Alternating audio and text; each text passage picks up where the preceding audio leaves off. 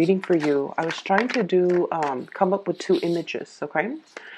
The only thing that flashed through when I meditated was a number 4.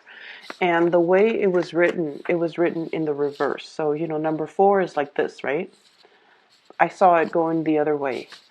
And from the numerological perspective, the number 4 deals with stability, it deals with foundations, and it deals almost with a very, very strong sense of personal integrity as well as personal responsibility. It's the table with the 4 legs, okay? It's like the epitome or the apex of stability in some areas of your life. And traditionally, number 4 people are quite spiritual. They have healing hands, healing touch. They're naturally empathic, and they have the ability to soothe, scared animal, to soothe children, distressed children, or even scared children, or children that might have, I'm hearing colicky, or even children that are emotionally like distressed. Okay, so number 4 people are natural healers, and they might be in a healing profession in some capacity. The thing about number 4 people is that they're not innately emotional people, but they do care about humanity in as a collective. Okay, they're a little bit more detached, but they care about humanity. They care about the state of the world, and they will never ignore a crying child. They will never ignore a distressed animal that is starving or that is chained up.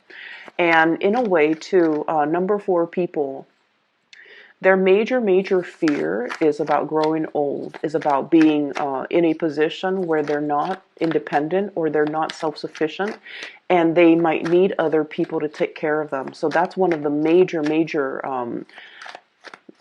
phobias of number 4. They don't want to grow old. They don't want to be reliant on other people. They don't especially want to be put in any type of a situation where they can't take care of themselves. Okay, so I feel like, all the number 4 energies, the good side and the shadow side, is really coming up in this spread. And especially because the 4 showed up in the reverse, it indicates to me more of the shadow side of the number 4 coming up for you to kind of reorient your life. Okay, so the whole concept about, many of you, about, being a healer, being an empath, being a light worker, and being in a position where you are soothing people, you're taking care of distressed people, you're taking care of you're taking care of people who are in dire need. Okay, many of you might be in the healthcare profession, might be in the healing profession, might even be in an academic environment where you are somewhat trying to come up with a way to uplift humanity. Okay, this could be, I feel like, in the healthcare profession, in public health, in epidemiology, in even doing research that will really transform the way that people look at their health, the way people look at or views, their ability to be self-sufficient, or to even, learn to take care of themselves, learn to take better care of their bodies, learn to be conscientious about what they're putting in their body, so that when they're into their old age, they're still functioning and they're still operating at their best, because they would have taken care of the vessel that houses their energy and their life force. Okay, so I feel like the whole concept about really taking care of yourself, being aware of your mortality, being aware of your human limitations even, and working with it, not against it, so like not overexerting yourself, taking better care of what you're putting in your body, being mindful of your diet, being mindful of what you want your body to do for you, so that when you're older, you can still, you can still enjoy life without, physical ailments. Okay, so I feel like many of you might have had a recent health scare or a recent wake-up call when it comes to treating your body at almost like as a temple. I'm also seeing as well the concept about being able to be self-sufficient and to really take care of yourself. The number 4 people, excuse me, let me just pull up my sleeves. The number 4 people are the worker bees of the numerology world. They are the last people usually to leave the office, and they're usually the first people to come into the office. Okay, so day in and day out, their coworkers, their supervisors, their boss knows that if they want something done and they want something done right, they give it to the number 4 people. Mainly because they just don't quit until things are done properly. They don't mind putting in, clocking in extra hours, even if they don't get paid for it. They don't mind doing that. And especially, they don't mind being the last person to leave the office, because to them, personal responsibilities, taking care of things, and they don't do it in a way where they're looking for recognition. They do it in a way where it needs to be done. It was assigned to somebody, it's assigned to me, or somebody needs to take care of it. And, I happen to be here, so I'm going to get it done. And so they're really, really hardworking. So the energy of hard work really paying off for you. I feel like, the hard work, the dedication, all of your efforts, all of the things that you're working really, really diligently at, all of these things, at the time that you're doing them, you're just like, I'm going through the motions. I'm doing it out of a sense of responsibility. But what you don't realize is that it helps to ground you, it helps to anchor you, it helps to really build up that foundation for you so that you can be seen as a major force to be reckoned with in your professional life, in your work environment. You're admired and, even looked up to, like heavily looked up to, admired, and even intimidated by the people who are working in your midst, who are your colleagues, mainly because you're kind of like that energizer bunny. You keep going, you don't get fatigued, you don't get tired, and you're not one to keep scores like, oh, I did this yesterday, so you need to do it the next day. You're not one to do that. You're just, duty calls, I need to get it done, so I'm going to get it done. And as a result of it, it's very, very foundationally good for you to work with this energy, not to give up, do what you feel you need to do, regardless of who's watching. Okay, so I feel like there's a lot of lessons here coming in regarding hard work, regarding paying it forward, and really grounding yourself. And just know that hard work will always, always pay off. It might not pay off in the immediate moment in time, but months and years and further down the line, it's really going to come home. The good karma will really come home and roost for you. Okay. So that's what I'm feeling here. For many of you, you might be, exhibiting the number 4 energy in your work environment, where people have a great deal of respect for you. They also see everything that you're doing, and it inspires them to want to achieve more. It inspires them to almost like want to be like you and want to, it's almost like they're trying to figure out where the source of your endless energy comes from, what really, how you recharge, how you can keep going without, feeling fatigued. Okay.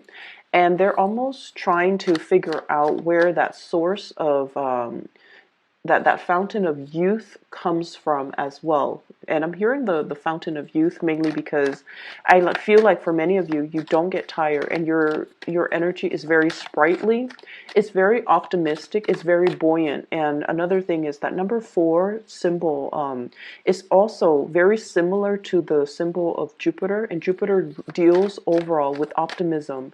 It deals with luck, it deals with expansion, and it deals with the ease in which we navigate problems in our lives.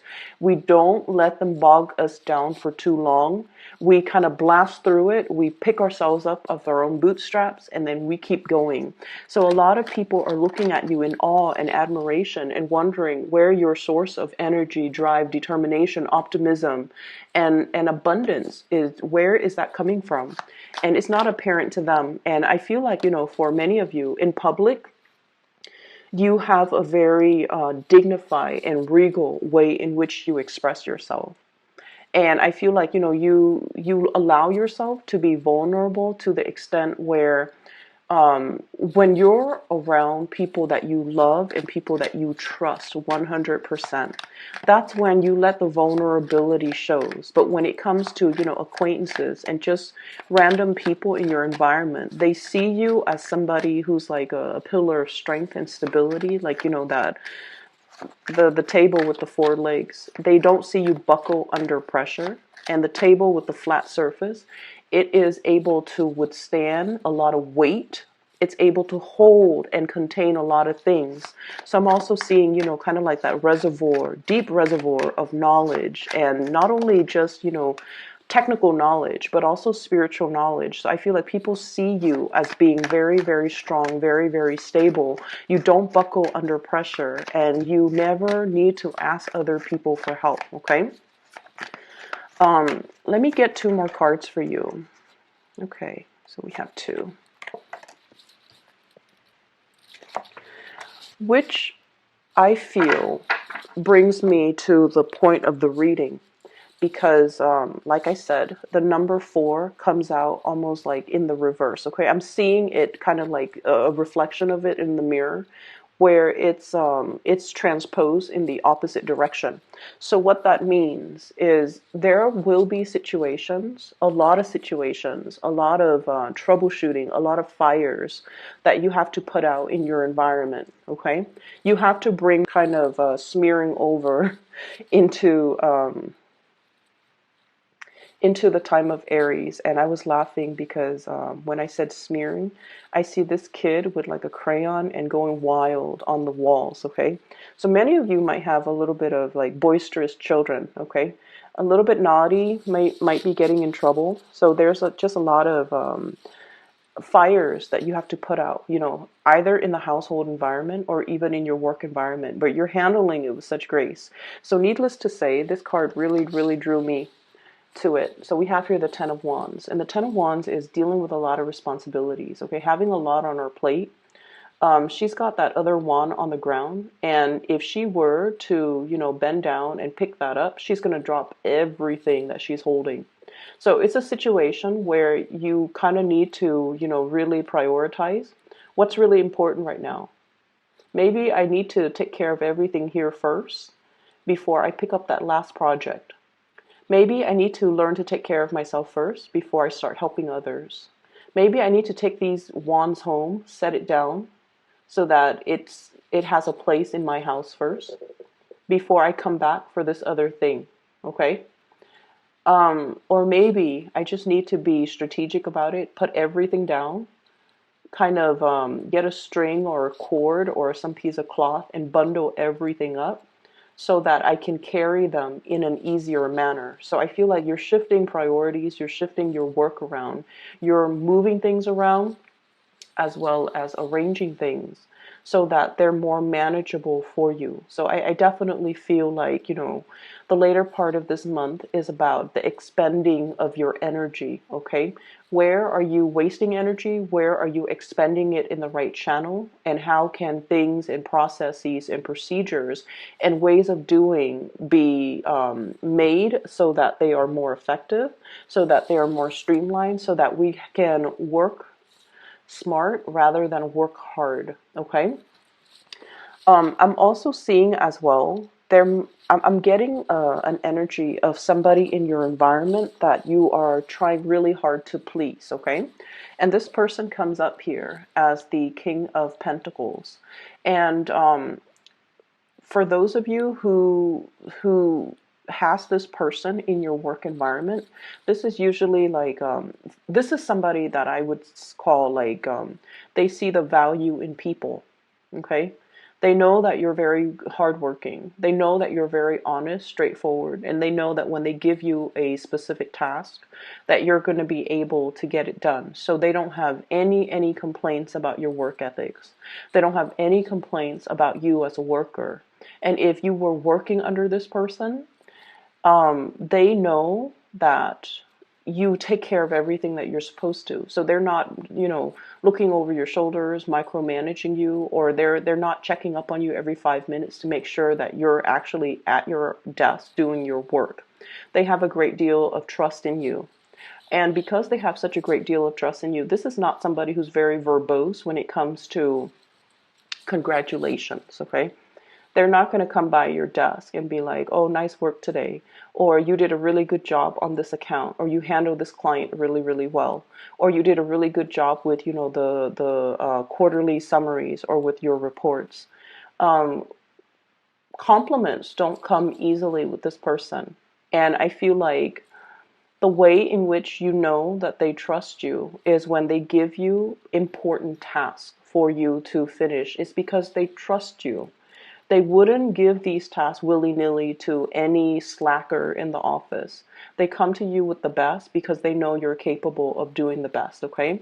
And so I almost feel like you don't need to go out of your way to impress anybody or prove anything to anybody, okay? And you especially don't need to, keep yourself so. We have the devil and the Ten of Wands, and this is like, responsibility, being a workaholic. Like I mentioned before, the number 4 people are like the workaholic of the numerology world.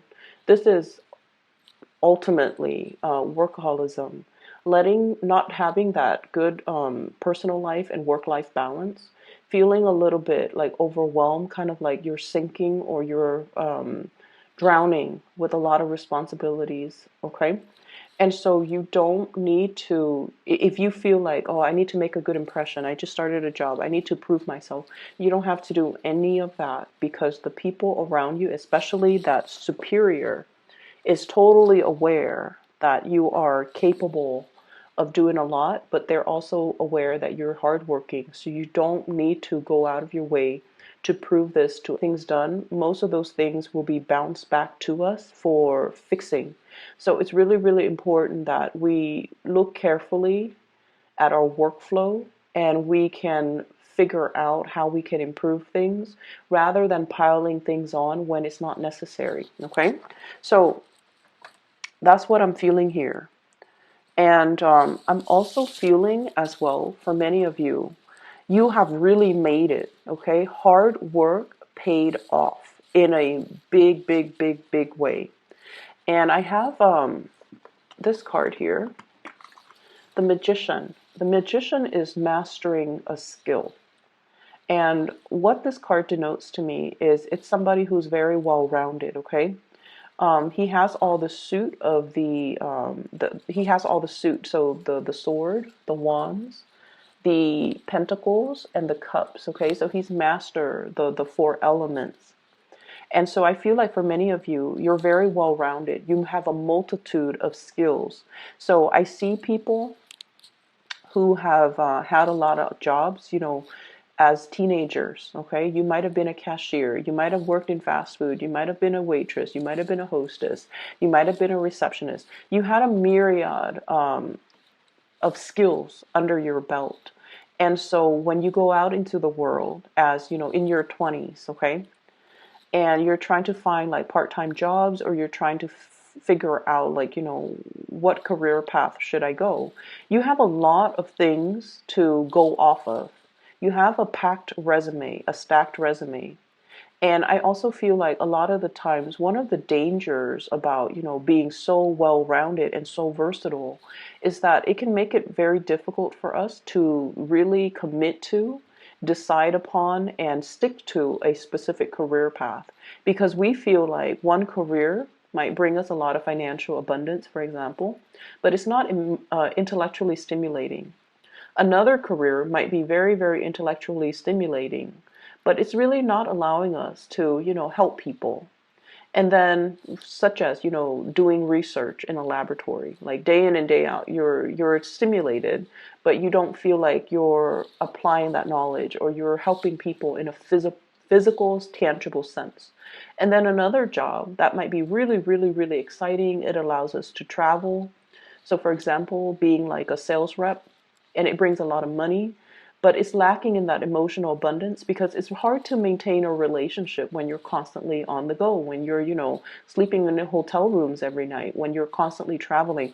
So I feel like you feel there is a job out there that is going to encompass all of these elements.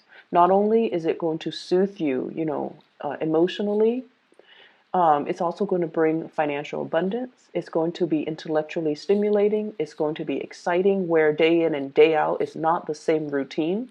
So many of you are out there looking for this big job that will fulfill you 100%.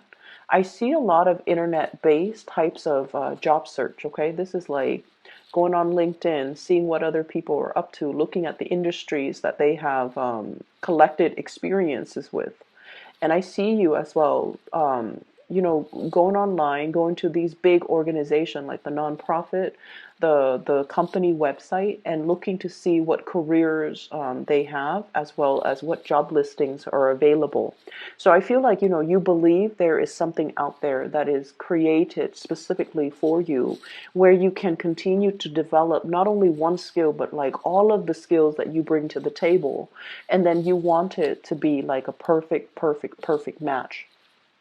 If you are in the process of looking for work, I feel like many of you are really, really, you're, some of you could be at the top of your career.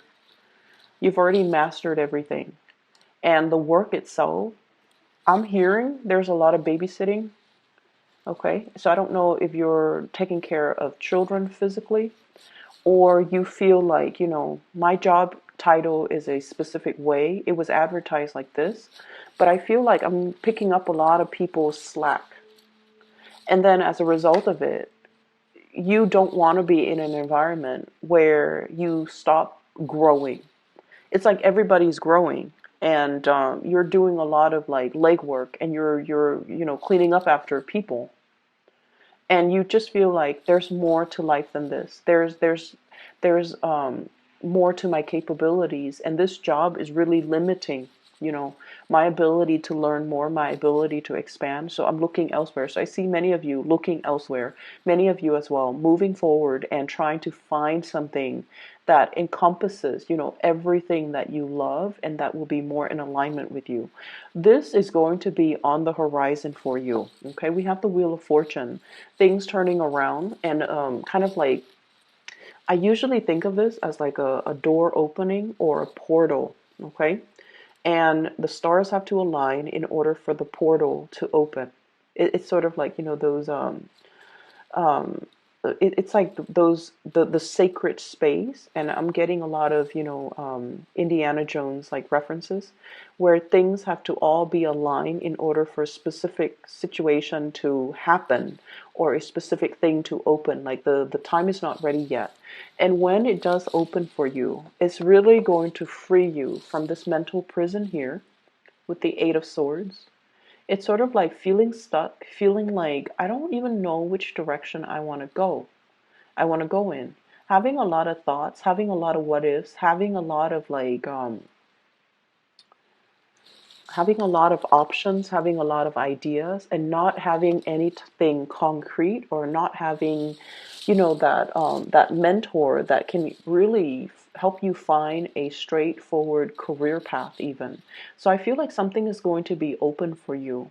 And what they're saying is, in the past, if you have settled for situations because it met a specific criteria, but it didn't meet all of the criteria. It was, financially stable, so I did it, or I was in it.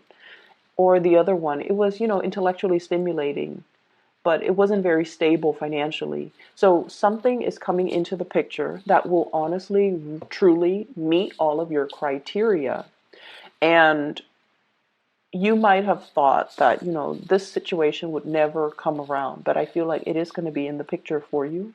And wait around for it, and especially during this Mercury, these portals opening up for you. Okay. In the love relationship sector as well, I feel like you have two options on the table here. I don't see people juggling. I don't see people, cheating or anything like that. I have an air sign, so this is air energy: Aquarius, Gemini, and Libra. And then I have an earth sign, a Taurus, a Virgo, or a Capricorn. So first of all, let's talk about this air sign. Um, they're linked up with a magician. Okay, so they're incredibly, incredibly, incredibly intelligent. Very, very intelligent. You can like stay up all night talking to them. You don't mind because they're just a joy to talk to. They have a lot of ideas. They have a lot of plans. They're just really, really fun to talk to. They're very inspiring to be with, and they're so intelligent that they kind of expand your knowledge base. Okay. And I feel like this person is so, so, so, so intelligent that they can also be a little bit critical. Um, Not in a snippy, moody way, but I feel like when they talk about something, they have already like thought out all they have thought about all the possible outcomes that could result from it. So, for example, they might say like, they might say like, I really, really want to be a teacher, but I know that, teachers don't get paid a lot, especially in the public school systems. And then we have to deal with all of those administrative meetings, which really cuts into the time that I have in the classroom. And then on top of that, we're now teaching to, meet some standardized test scores. Just we're teaching students just so that they can pass the test. We're not really teaching them life skills, or we're not really teaching them properly. So as a result of it, I'm not going to be a teacher. So it's sort of like that. They have thought about every possible avenue, every possible factor, every possible downfall and pitfalls about a situation. So even though they have a lot of good ideas, they're very, very scared to act. I feel like you're dating this person socially. We have here the Three of Cups. And then I also feel like the communication there's a lot of internet-based type of communication, text messages, emails, and fast, swift communications happening between you and this person. And I feel like this person is not 100% sure how they feel about you. Okay? They're still a little bit stuck in their predicament. They're going to free themselves soon and come towards you. But what I do feel is they see your energies like this. You guys are the life of the party. Like when you work hard. When you play hard. And so I feel almost like this is somebody who might be a little bit more of a homebody. They see your energy as the life of the party. The magician is what I usually call the life of the party. It's somebody who knows how to talk and mingle with everybody from all walks of life. And when they go out and they have fun, they really, really know how to let their hair down. And I feel like because of that, this person feels a little bit intimidated by you because they're not really sure if you are. They might see you as having a lot of options. Seven of Cups. So they need to have 100% certainty that you are into them before they can commit to you. So that's just so you know. On the other hand, I do see another person here, and this is the King of Pentacles, Earth sign, Taurus, Virgo, Capricorn. This is what I feel like the Mr. or Mrs. Right. Okay, this is like the person that has everything that we look for in a partner. This is somebody that we want to bring home to mom and dad. They're proper, they're polite, they're financially stable, they're very loyal, and they're also very calm and in a way like bashful when it comes to public display of affection. Okay, this is someone who's very prim and proper. Some of you might be in a relationship with this person, and recently it seems like there has been a lot of responsibilities from your end and from their end where you're not able to meet up together as a couple. There might have been a few arguments and flare-ups in the relationship recently as well. But no matter what, you and this person always comes back together. This is somebody where if you've had a really bad day, they will give you a foot massage. Okay, if you were on your feet all day, they will go home, pamper you, massage you, and just take care of you. They really, really take care of you. They're not 100% emotionally expressive. And I feel like the characters you're dealing with, this air sign and this earth sign, they're not 100% emotionally expressive. They're not going to tell you, oh, you look very beautiful today. They're not going to tell you, I really appreciate everything that you do. They don't work and operate in that way, but just know that you are very, very loved and looked after. And, like I said, you're a force to be reckoned with. So I feel like the people around you really, really care about you. They just don't express it in a very verbal way. And so you kind of, with the Mercury retrograde time frame, the best way for me to explain how to navigate the energy is don't listen to what people say, watch what people do. Because the surface communication, it's all a facade, it's all an act. It doesn't really mean anything at the end of the day. It doesn't even matter. It doesn't even have any substance. Look at what people do. And this person, I feel like they will do things to show how much they care. This person as well, they will do things to show you, how much you mean to them. And so, whatever, I feel like, if you feel a little bit overwhelmed with work, I definitely feel as well that you have to learn to kind of balance out your work life and your personal life, or even your social life. Okay, like work hard, party hard, or play hard, but you also need to preserve the time to really be there for these people who are also quite important in your life.